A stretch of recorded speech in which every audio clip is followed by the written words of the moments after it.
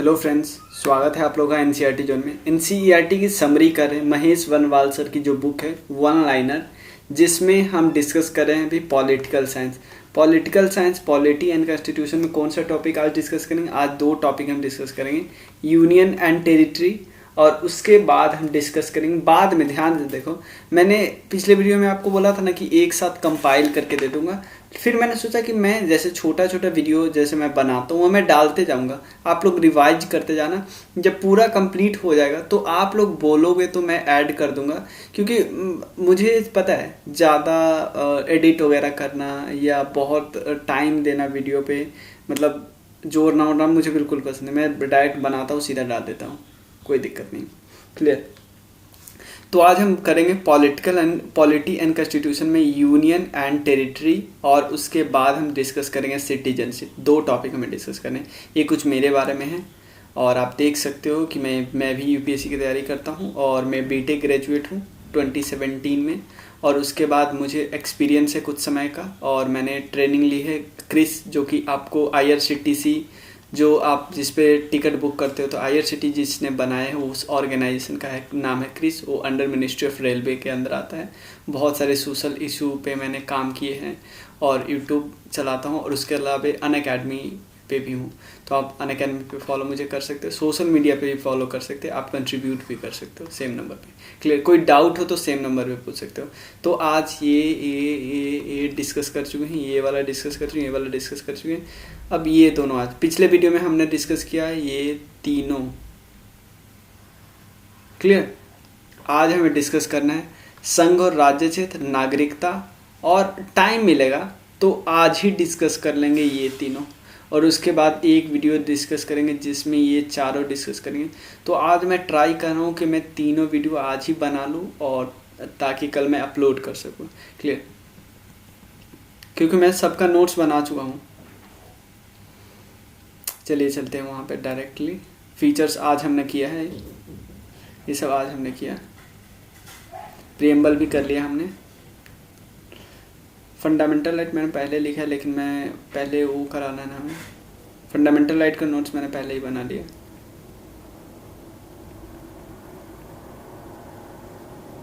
Okay okay okay, कहाँ पे? Clear, अब आ गया। हाँ चलिए, यूनियन एंड टेरिटरी की बात करते हैं। यूनियन एंड टेरिटरी, तो सबसे पहले आपको सबसे बेसिक बात पता है, पार्ट 1 में है, शेड्यूल 1 में है। क्लियर। पार्ट 1 शेड्यूल 1 और आर्टिकल 1 to 4 है। तो सबसे पहला क्वेश्चन है article 1 sub clause 3। Article 1 sub clause 3 में दिया हुआ है, भारत के राज्य क्षेत्र में निम्न क्षेत्र शामिल होते हैं। भारत में नेम ऑफ, ध्यान देना, भारत के राज्य क्षेत्र में, एक सेकंड, भारत के राज्य क्षेत्र में कौन कौन सा जगह शामिल है, ध्यान देना। स्टेट मतलब भारत की टेरिटरी में, ध्यान देना, राज्य क्षेत्र का मतलब होता है भारत की टेरिटरी में क्या क्या शामिल है। तो जब भी टेरिटरी बोलेंगे, सबसे पहला आर्टिकल क्या बोलता है, India that is Bharat shall be union of states. उसी आर्टिकल के सब क्लॉज 3 में दिया हुआ है कि टेरिटरी ऑफ इंडिया का मतलब क्या होता है। टेरिटरी का मतलब होता है स्टेट भी, यूटी भी, और एसेट एक्वायर्ड टेरिटरी जो बाद में शामिल करेगा लीगल तरीके से। क्लियर। उसके बाद नेक्स्ट है भारतीय संघ के अंतर्गत, इंडियन यूनियन के अंतर्गत किसी राज्य को, किसी नए राज्य, या ध्यान देना आर्टिकल, मैं एक चीज बताता हूँ। आर्टिकल 1 सिंपल बताता है कि India that is Bharat shall be union of state. Article 2 बताता है कोई ऐसा एरिया जो अभी स्टेट का पार्ट नहीं है उसको स्टेट बनाया जाएगा। ये आर्टिकल 2 में दिया हुआ। आर्टिकल 3 में दिया हुआ है, आर्टिकल 3 में कोई स्टेट है उसमें फेरबदल कि स्टेट को 2 टुकड़े में तोड़ दिया जाए, 2 स्टेट को जोड़ दिया जाए, स्टेट और यूटी को जोड़ दिया जाए, ये सब आर्टिकल 3 में दिया हुआ है। 4 में है कि ये सारा पावर किसका है, संसद का है। ध्यान देना, इंडियन यूनियन में किसी राज्य को शामिल करने के लिए का अधिकार किसको पाता है, सिर्फ और सिर्फ पार्लियामेंट को, सिर्फ और सिर्फ संसद को, स्टेट लेजिस्लेटिव असेंबली को नहीं। क्लियर। संविधान के प्रथम अनुच्छेद के अनुसार भारत होगा राज्यों का संघ। सिंपल बात है, पहला आर्टिकल क्या लिखा हुआ है, India that is Bharat shall be union of state, union of states, इसका मतलब है कि संघ का राज्य, मतलब राज्यों का संघ। क्लियर। भारत में कितने राज्य हैं, कितने यूनियन टेरिटरी है, संघीय प्रदेश का मतलब यूनियन टेरिटरी, तो 28 राज्य है और 8 संघीय प्रदेश है। क्लियर है ना, जिसमें राष्ट्रीय राजधानी क्षेत्र भी शामिल है, यानी न्यू दिल्ली भी शामिल है। क्लियर। लोकसभा में केंद्र शासित प्रदेशों के लिए अधिकतम कितने सीटें आरक्षित है, 20। लोकसभा में जो टोटल सीट है ना 445 अभी है, उसमें से यूटी के लिए कितने सीट है, 20 सीट है। क्लियर। नेक्स्ट है 2 पृथक केंद्र शासित प्रदेशों, ध्यान देना, जम्मू एंड कश्मीर को 2 पार्ट में डिवाइड किया गया, 2 यूटी बनाए गए। कौन कौन नाम है, एक है JNK और एक है लद्दाख। कब बनाया गया, 31 अक्टूबर 2019 को। क्लियर। नेक्स्ट देखते हैं। नेक्स्ट है आर्टिकल, देखिए, संघ के राज्यों के क्षेत्र, सिंपल है, संघ के क्षेत्रों का नाम, name of union and territories, संघ के जो भी क्षेत्र है, यूनियन क्षेत्र है और जो भी टेरिटरी है, टेरिटरी में 3 चीज आता है, स्टेट, यूटी और एक्वायर टेरिटरी, उस सब का नाम। नए राज्यों के प्रवेश, यानी मैंने बताया था ना, कोई नया राज्य जिसको जो एरिया अभी तक नहीं है, न्यू स्टेट का एस्टैब्लिशमेंट, ये भी पार्लियामेंट के पास पावर है। और इंटर स्टेट चेंज, मतलब कि एक स्टेट में कोई एरिया को घटा रहा हो, उस स्टेट में कुछ एरिया को जोड़ रहे हो, स्टेट प्लस यूटी को जोड़ रहे हो, स्टेट को घटा के 2 यूटी बना रहे हो, सारा पावर किसके पास है, सारा पावर पार्लियामेंट के पास है। यानी आर्टिकल 4 यही बताता है कि जो भी पावर है आर्टिकल 2 और 3 के अंतर्गत, ये सब पार्लियामेंट के पास है। क्लियर। और पहला और 4वीं जो अनुसूची है, यानी ये दोनों शेड्यूल है। फर्स्ट शेड्यूल में क्या लिखा हुआ है, फर्स्ट शेड्यूल में जो स्टेट एंड एक्वायर्ड टेरिटरी है, यूटी, सब के बारे में डिटेल में लिखा हुआ है। शेड्यूल 4 में क्या लिखा है, राज्यसभा में किस राज्य से कितने मेंबर जाएंगे। तो इस सब का संशोधन करने का अधिकार किसको मिला है, सिर्फ और सिर्फ पार्लियामेंट को। क्लियर। नेक्स्ट है नए राज्य के गठन की शक्ति किसको प्राप्त है, संसद को, सिर्फ और सिर्फ पार्लियामेंट को, और किसी को नहीं। क्लियर। राज्य के पुनर्गठन, मतलब राज्य का फिर से पुनर्गठन करना था राज्य का, तो एक कमेटी एस्टैब्लिश की गई थी जिसका नाम है फजल अली कमीशन। तो फजल अली कमीशन कब एस्टैब्लिश किया गया था, ये आपको बताना है। तो सिंपल साल पूछे हुआ है, साल का नाम आपको याद होना चाहिए, 1934। क्लियर। साल का नाम आपको पता होना चाहिए, 1934। क्लियर। अब नेक्स्ट क्वेश्चन क्या लिखा हुआ, आप ध्यान दीजिए। नेक्स्ट क्वेश्चन, लिंग्विस्टिक बेसिस पे भारत का सर्वप्रथम कौन सा राज्य बना था जो कि लिंग्विस्टिक बेसिस पे बना था, कौन सा बना था, आंध्र प्रदेश। क्लियर। एक और चीज़ बताते हैं, मैं थोड़ा एक और चीज़ बताता हूँ। फजल अली कमीशन से पहले 2 और कमीशन एस्टैब्लिश की गई थी, जिसका नाम है, एक धर कमीशन बोला जाता है और एक बोला जाता है जो कि 1948 के आसपास, और एक JVP कमीशन। JVP मतलब जिसमें जवाहरलाल नेहरू था, पटेल थे, एक सीतारामैया थे, ये तीनों में। क्लियर है। तो ये तीनों लोग थे ये, और इसके बाद कमेटी आई थी फजल कमीशन। इन दोनों ने बोला कि भाई लैंग्वेज के आधार पे स्टेट का डिवीजन नहीं हो सकता, लेकिन फजल अली कमीशन ने बोला हाँ हो सकता है। फिर उन्होंने एक रिकमेंडेशन दिया 1956 में, जिसमें इन्होंने एक नया कानून लाया, नया रिकमेंडेशन दिया। इस रिकमेंडेशन के हिसाब से एक्ट बनाया गया स्टेट रीऑर्गेनाइजेशन कमीशन, जो कि रिपोर्ट आई थी 1956। इसके हिसाब से 14 स्टेट में होगा और 6 यूटी होगा। जो पहले ABCD में डिवीजन थी, ये हट गया। क्लियर है। यही बात है कि स्टेट रीऑर्गेनाइजेशन कमीशन ने 1 नवंबर 1956 को कितने राज्य, याद रखने के लिए ऐसे हो सकता है, 19 में से 5 गया तो कितना होगा, 14, और बचा 6। क्लियर। सिक्किम को एक नया राज्य किस वर्ष बनाया गया, ध्यान देना, सिक्किम को जब राज्य बनाया गया तो अंडर आर्टिकल 2 से बनाया गया, क्योंकि सिक्किम उस समय हमारा पार्ट था। क्लियर है ना, मतलब उस समय हमारा पार्ट, मतलब किसी स्टेट का पार्ट नहीं था, हमारे किसी स्टेट का पार्ट नहीं था, वो एक अलग ही पार्ट था। क्लियर। तो ये जब 36 कॉन्स्टिट्यूशनल अमेंडमेंट एक्ट 1975 के तहत बनाया गया। क्लियर। भारत के केंद्र शासित यूनियन टेरिटरी का एडमिनिस्ट्रेशन कौन करता है? राष्ट्रपति, प्रेसिडेंट खुद करते हैं। और प्रेसिडेंट अपने रिप्रेजेंटेटिव चुनते हैं, जैसे लेफ्टिनेंट गवर्नर, गवर्नर, एडमिनिस्ट्रेटर, चाहे पुडुचेरी में हो, अंडमान एंड निकोबार में, कहीं भी। क्लियर? समझ गया ना आप लोग? अब नेक्स्ट पेज क्या है? नेक्स्ट पेज में क्या लिखा हुआ है? हाँ, देखो ये थोड़ा इंडिया आफ्टर इंडिपेंडेंस की बात थोड़ा बहुत लिखी है, जो ध्यान देना। जब इंडिया आज़ाद हो गया था, कुछ राज्य ऑलमोस्ट 565 प्रिंसली स्टेट थे। तो प्रिंसली स्टेट पे बहुत सारा ऑप्शन था। प्रिंसली स्टेट के पास 3 ऑप्शन था कि या तो आप पाकिस्तान में मिल जाए, या तो इंडिया में मिल जाए, या तो इंडिपेंडेंट रहे। तो इसमें बहुत सारे इंडिया में मिलना चाहते थे, 1-2 पाकिस्तान में मिलना चाहते थे, और कुछ चाहते थे बिल्कुल इंडिपेंडेंट रहना। इंडिपेंडेंट रहने वाले में हैदराबाद थे, और जूनागढ़ आई थिंक मिलना चाहते थे पाकिस्तान में, और एक JNK जो कि इंडिपेंडेंट रहना चाहती थी। तो ध्यान देना, जूनागढ़ में बहुत सारा हंगामा हो गया, तो उसके बाद लोगों से वोटिंग करवाई गई, प्लेबिसिट करवाई गई, जनमत संग्रह करवाया गया। उसके बाद जूनागढ़ को शामिल कर लिया गया इंडिया में।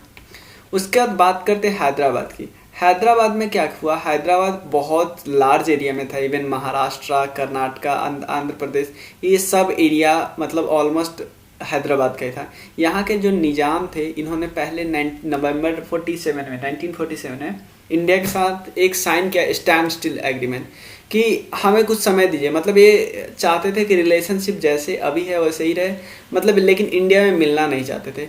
लेकिन जो यहाँ जो निज़ाम की सेना होती थी, वो बहुत ज़्यादा लोगों पे एट्रोसिटीज़ करने लगे। तो वहाँ लोगों में मूवमेंट हो गया। तो इस मूवमेंट को सपोर्ट मिला इंडियन आर्मी का, और उन्होंने निज़ाम को हरा दिया। क्लियर? यही बात है। रजाकार्स निज़ाम के अंदर थे। निज़ाम का जो प्रधानमंत्री था ना, उसके अंडर कंट्रोल में था रजाकार्स बहुत एट्रोसिटीज़ किए, और इसके बाद इंडियन आर्मी आई और निज़ाम को कंट्रोल किया। उसके बाद इंस्ट्रूमेंट ऑफ एक्सेशन यानी विलय पत्र पे साइन करना पड़ा। क्लियर? उसके बाद देखो इसको, हाँ, इतने में समझ में आया ना? अब यहाँ पे दिया हुआ है कि इसको कुछ, देखो इसको इंग्लिश में लिखने की कोई ज़रूरत नहीं थी। आसाम कब राज्य बना? 1969 में। हिमाचल प्रदेश 1971 में। मेघालय 72 में। सिक्किम 75-76 में। अरुणाचल प्रदेश 86-7 में। नागालैंड 69, मणिपुर 72, त्रिपुरा 72, मिजोरम 86-7। क्लियर? अब देखो कुछ जोनल काउंसिल हैं। जोनल काउंसिल क्यों बनाए गए थे? क्लियर है ना? जोनल काउंसिल इसलिए बनाए गए थे कि इनका देखो कुछ ऐसे एरिया होते, कुछ जोन्स होते हैं, ध्यान देना, कुछ जोन, जैसे मान लो ये जोन्स है, तो जोन का एडमिनिस्ट्रेशन अच्छे से हो पाए, इस जोन का एक टाइप का मतलब इसकी प्रॉब्लम एक टाइप की है इसलिए इसको एक साथ, इसकी प्रॉब्लम एक साथ है इसलिए एक साथ, ऐसे। क्लियर है? जोन में बांट दिया गया था। तो ध्यान देना, zonal council total 5 zonal council थे। लेकिन आप ऐसा मत समझना कि सब स्टार्टिंग में पांचों के पांचों स्टार्टिंग में ही आ गए थे, नहीं। क्लियर है ना?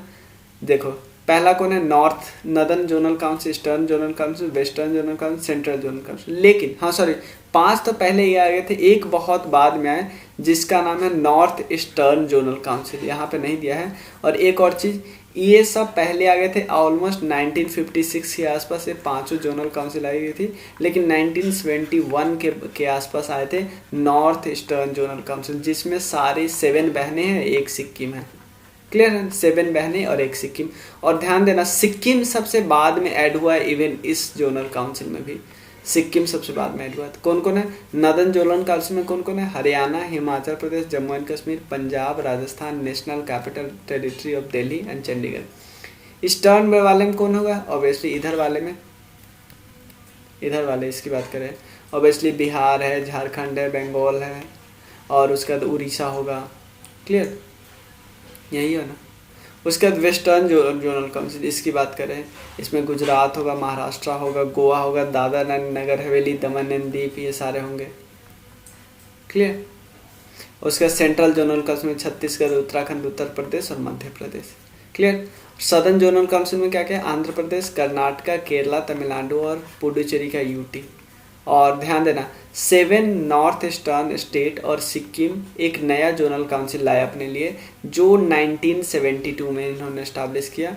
और कब 1972 में, ध्यान देना यूनियन होम मिनिस्टर चेयरमैन होते हैं सारे काउंसिल के, यूनियन होम मिनिस्टर। उसके बाद कुछ राज्य और राजधानियां हैं, तो ये तो आपको पता ही होगा, ज़्यादा इसमें समझाने की ज़रूरत नहीं है, मैं बस रीड कर दे रहा हूँ सब। देखिए राजस्थान, देखो एक चीज़ मैं आपको बताता हूँ, एरिया के हिसाब से डिक्रीजिंग ऑर्डर में, एरिया के हिसाब से तो सबसे पहले आते हैं, एरिया के हिसाब से है डिक्रीजिंग ऑर्डर में, ठीक है। हाँ क्लियर। सिर्फ आप एक चीज़ कर सकते हो, इसके बाद देखो यहाँ पे सबसे लास्ट में, यहाँ पे जो लिखा गया ना, सबसे लास्ट में लिखा गया तेलंगाना। तेलंगाना को बस बिहार से ऊपर ला के रख देना, काम हो गया हमारा। क्लियर। देखो सबसे पहले कौन है, राजस्थान, मध्य प्रदेश, महाराष्ट्र, उत्तर प्रदेश, गुजरात, उसके बाद कर्नाटका, आंध्र प्रदेश, उड़ीसा। तो कुछ ज़्यादा ध्यान है, राजधानी आपको याद रखना है, हिंदी और क्षेत्रफल। क्लियर। आपको अपने स्टेट का थोड़ा ध्यान रख लेना है कि राजस्थान में 10.4% टोटल एरिया का है। क्लियर है, तो ये ज़्यादा आप देख लेना बस। क्लियर। छत्तीसगढ़, हाँ आप देखना है, हिमाचल प्रदेश इतना, केरला। कैपिटल आप थोड़ा ध्यान देना, तेलंगाना की कैपिटल है हैदराबाद, इसको बस ऊपर लिख देना। क्लियर। केंद्र शासित प्रदेश में देख लो, अंडमान एंड निकोबार, राजधानी है पोर्ट ब्लेयर, चंडीगढ़ की राजधानी है चंडीगढ़, दमन and Diu, Dadar and Nagar Haveli and Daman and Diu आपस में मिल गया है, इसकी कैपिटल है दमन। दिल्ली की कैपिटल नई दिल्ली, लक्षद्वीप की कैपिटल कवरत्ती, पुडुचेरी कैपिटल पुडुचेरी, जम्मू कश्मीर की कैपिटल श्रीनगर और लद्दाख की कैपिटल लेह। क्लियर। ध्यान से देखना, आप इसमें कंफ्यूज मत होना, ये लार्ज है, ये थोड़ा स्मॉल है इससे रेस्पेक्ट में। क्लियर। सिटीजनशिप की बात करते हैं, तो सिटीजनशिप में सबसे पहले जो पॉइंट लिखा हुआ है वो साफ साफ क्या लिखा हुआ है, सबसे पहले जो पॉइंट लिखा हुआ है वो लिखा हुआ है भारत नागरिकों को, भारतीय नागरिकों द्वारा 5 प्रकार, भारत मतलब सिंपल है कि भारत के लोगों को नागरिकता, या किसी भी लोगों को भारत का नागरिकता 5 तरीके से मिल सकता है। एक तो बर्थ के आधार पे, क्लियर है ना, बर्थ के आधार पे, और उसके अलावा मैं यहीं पे इंग्लिश में लिख दे रहा हूँ सब, कोई दिक्कत नहीं होगा। बर्थ के आधार पे, सेकंड क्या है, डिसेंट के आधार पे, डिसेंट बोलते हैं वंशाधिकार। थर्ड है पंजीकरण यानी रजिस्ट्रेशन। फोर्थ है वैसीकरण जिसका मतलब है नेचुरलाइजेशन। और फिफ्थ है कि बाय इनकॉर्पोरेशन, जैसे मान लो एग्जांपल लेते हैं, इंडिया ने जैसे कौन सा था, दमन एंड दीव, ये वाला पार्ट सब पुर्तगीज में था, तो इसको इस टेरिटरी को इनकॉर्पोरेट किया, तो अब भारत सरकार पे डिपेंड करेगा कि इसमें से हम किसको सिटीजनशिप दें। क्लियर। भारतीय संविधान में किस प्रकार की नागरिकता है, सिंगल सिटीजनशिप है। किस टाइप की सिटीजनशिप है, सिंगल सिटीजनशिप है। यूएसए में क्या है, डबल सिटीजनशिप, एक बंदा स्टेट का भी सिटीजनशिप हो सकता है और सेंटर का भी। क्लियर। कॉन्स्टिट्यूशनल अमेंडमेंट एक्ट किया गया, नागरिक संशोधन अधिनियम के क्या बोलते हैं, CAB, देखो जब बिल को हम बोलते हैं विधेयक, और बिल जब एक्ट बन जाता है आफ्टर प्रेसिडेंट एसेंट, तो इसको हम बोल देते हैं अधिनियम। क्लियर। तो ये ध्यान रखना। तो CAA कॉन्स्टिट्यूशनल अमेंडमेंट एक्ट मतलब सिटीजनशिप अमेंडमेंट एक्ट में बताया गया है कि 3 देश के अगर 6 माइनॉरिटी आए तो उसको संविधान में नागरिकता देने के प्रावधान है। वो कौन कौन से 6 धर्म है, हिंदू, बुद्ध, सिख, जैन, पारसी और ईसाई। क्यों? क्योंकि ये 3 देश में ये लोग माइनॉरिटी है। अब क्वेश्चन होता है कि हमने ले लिया भारतीय नागरिकता प्राप्ति के 5 प्रकार, अब देखते भारतीय नागरिक के नागरिकता किस आधार पे समाप्त हो सकती है, उसके भी 3 प्रकार है। एक है परित्याग का मतलब होता है रेनन्सिएशन, कि बाय चॉइस मैंने किसी और देश का ले लिया सिटीजनशिप। उसके बाद पर्यावसन का मतलब है कि टर्मिनेशन, मेरा टर्मिनेट कर दिया, टर्मिनेट, क्लियर है ना। थर्ड है टर्मिनेशन का सिंपल मतलब होता है कि मैं किसी और देश का एक्वायर कर लिया तो मेरा अपने आप टर्मिनेट हो जाएगा। वंचना क्या था, वंचना का मतलब होता है डेप्रीवेशन, डेप्रीवेशन का मतलब मैंने लड़ाई के समय किसी और देश को कुछ इन्फॉर्मेशन दी, हमारा सिटीजनशिप तो गया, क्लियर।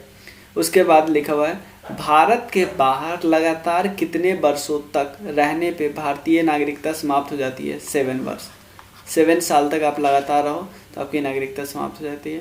प्रवासी भारतीय दिवस कितने समय अंतराल पर मनाया जाता है, प्रवासी भारतीय दिवस, क्लियर है ना। इंडियन डायस्पोरा डे, यही होता है ना diaspora day, I think 9 Jain को मनाया जाता है, जब गांधी जी आए थे 1915 में वहाँ से साउथ अफ्रीका से। 2 वर्षों पे मनाया जाता है, पहले स्टार्टिंग में हर साल मनाया जाता है लेकिन अब 2 वर्षों पे मनाया जाता है। अब जो आर्टिकल है मेनली ध्यान दीजिए, 5 to 11 आर्टिकल है उसके बारे में।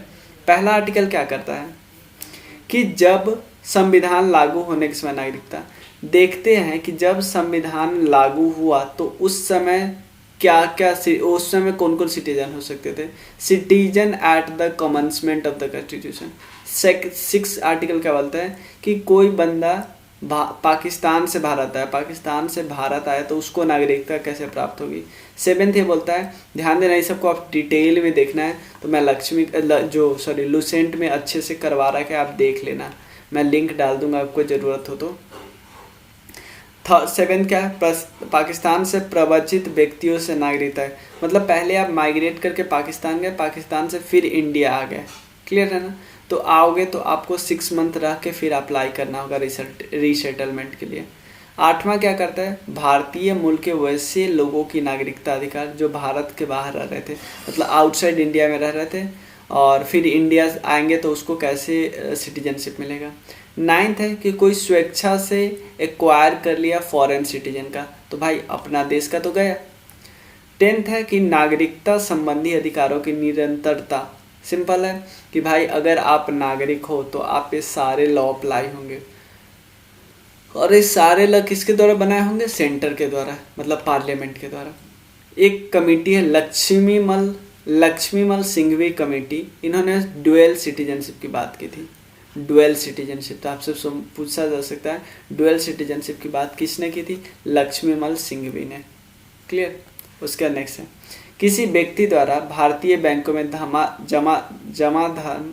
जमा करके भारत की नागरिकता नहीं प्राप्त की जा सकती। ये तो नॉर्मल बात है, आप तो विदेशों के लोगों का पैसा होता है इंडिया में, तो आप कैसे उनको सिटीजनशिप दे दोगे। भारतीय संविधान में जो सिंगल सिटीजनशिप है कहाँ से लिया गया, कॉपी किया गया ब्रिटेन से, क्योंकि यूएसए में तो डुअल सिटीजनशिप है ना। कोई पीआईओ है, person of Indian origin, person of Indian origin, अगर किसी के पास पर्सन ऑफ इंडियन ऑरिजिन का मतलब कोई बंदा कहीं ना कहीं से इंडिया से बिलोंग करता है ओरिजिनली, क्लियर। ऑरिजिन मतलब दादा परदादा या पापा इंडिया से थे, क्लियर, इंडिया के सिटीजनशिप थे। क्या है हाँ, तो अगर कोई पीआईओ का कार्ड धारक है तो भारत में क्या नहीं खरीद सकता, ऑब्वियसली कृषि भूमि नहीं खरीद सकता।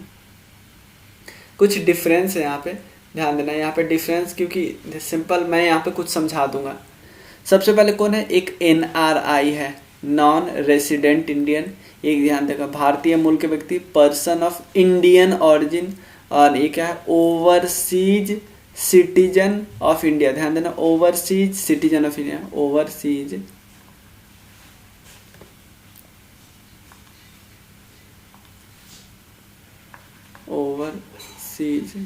Citizen of India. यहाँ क्या, पर्सन ऑफ इंडियन ऑरिजिन,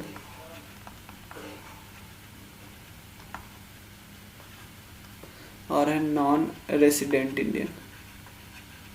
देखो इनके बारे में क्या है, भारतीय नागरिक जो साधारणतया भारत के बाहर निवास करते हैं, ऑब्वियसली नॉर्मल जॉब के लिए, किसी चीज़ के लिए, रहने के लिए। और इंडियन ऑरिजिन का मतलब क्या है, स्वयं या उसका कोई पूर्वज भारतीय नागरिक हो रहा है, ऑब्वियसली मैंने बताया ना, वर्तमान में अन्य देश की नागरिकता प्राप्त है जिसका पासपोर्ट धारक है, ऑब्वियसली कि पहले उसके पापा या वो इंडियन ओरिजिन से था, इंडिया का सिटीजन से था, लेकिन अब ये बंदे ने किसी और देश की नागरिकता ले ली है, बस।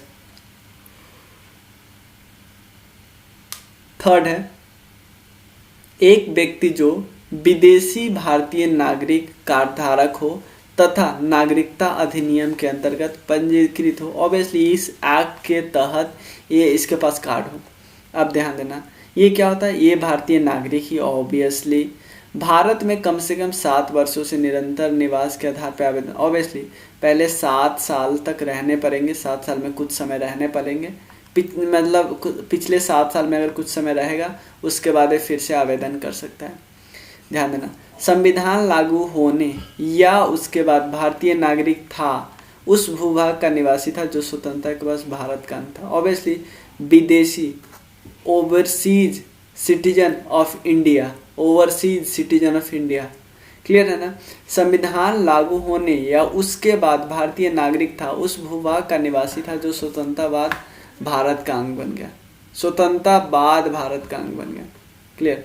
और इसमें देखो इसको क्या क्या लाभ मिलेंगे, सभी भारतीय नागरिकों, इसको कोई विशेष लाभ नहीं मिला क्योंकि वो छोड़ के जा चुका है।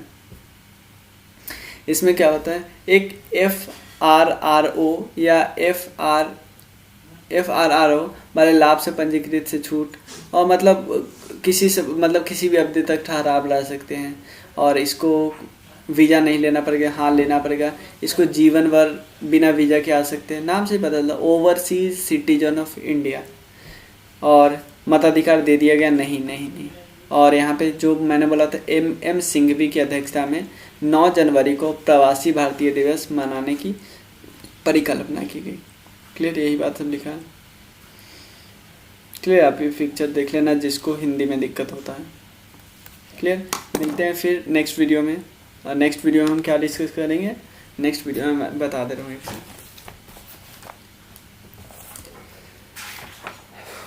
फंडामेंटल राइट, DPSP और फंडामेंटल ड्यूटी एक वीडियो में आएगा। चलिए मिलते हैं, बाय।